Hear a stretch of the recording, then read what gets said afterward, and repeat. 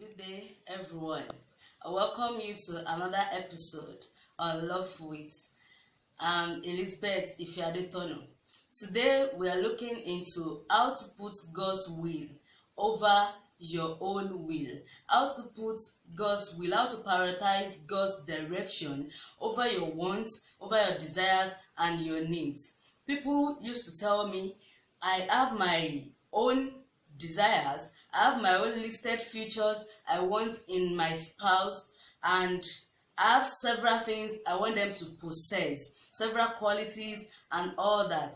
They ask, how do I now get God's mind? I don't want to disobey God. At the same time, I want to enjoy my life and my spouse. I want to enjoy my marriage at the same time, not disobey God. What if God now give me someone with the futures that I don't envisage, or with the futures that I don't want? And the first thing I would like to tell you as a person is that you should focus on God. He knows what you need.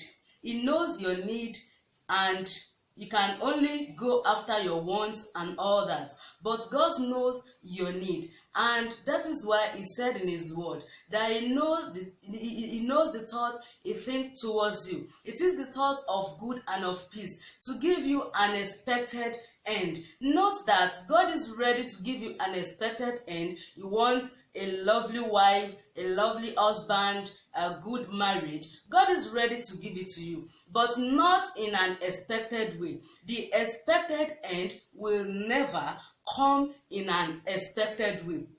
It will not come in the way you have envisaged or something. And most often, the what we prioritize, what we make big deal out of in someone we want to get married to, in the futures we wanted, actually does not count at the end.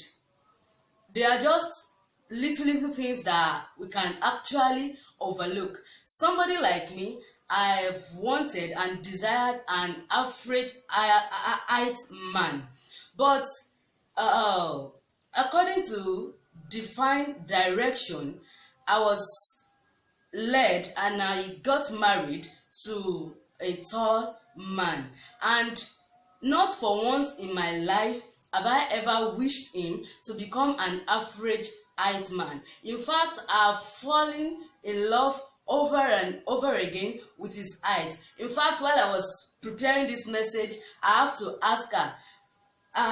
ask him rather. I asked him, please, are you a tall man? Are you actually tall? And I start to mention names to him. I ask him if he's taller than so person, if he's taller than so person. You see, I've actually fallen in love with him, and that does not matter to me any longer.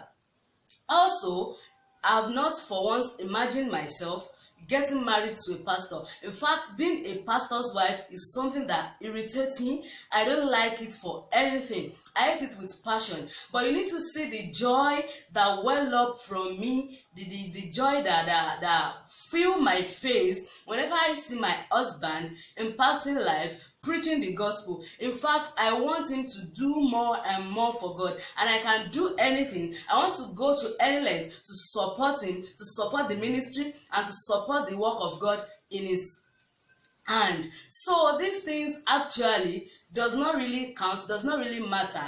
Everything that I've ever wanted in a man is deposited in my husband. Is caring, is loving, mention it, what have you. So should I have gotten distracted with the height or something? I don't know what would have happened by now. The next thing I would like to point out before this episode comes to an end is the fact that getting God's will maritally should not only be because you want to obey God, because you want to enjoy your marriage, because you want your home to be beautiful or something, but you should also consider the fact that you should be in the right place to fulfill your purpose. You should be in the right place to fulfill your purpose. That is, you must be strategically placed in God's wisdom so that you can affect the destinies tied to your own destiny. So that you can affect people's life positively, you need to be in the right place. And that is why you have to get God's mind maritally, so that God can strategically place you in the right place in his wisdom. As we all know that whomever you get married to determines what happens to you for the rest of your life, where you live, where you stay, whom you meet, who you affect, and all that. Those things have actually been placed and have actually been arranged ahead of time in God's wisdom. So calling God into the process to direct and lead you is the best thing you can ever do to yourself. I believe you have been blessed. God bless you.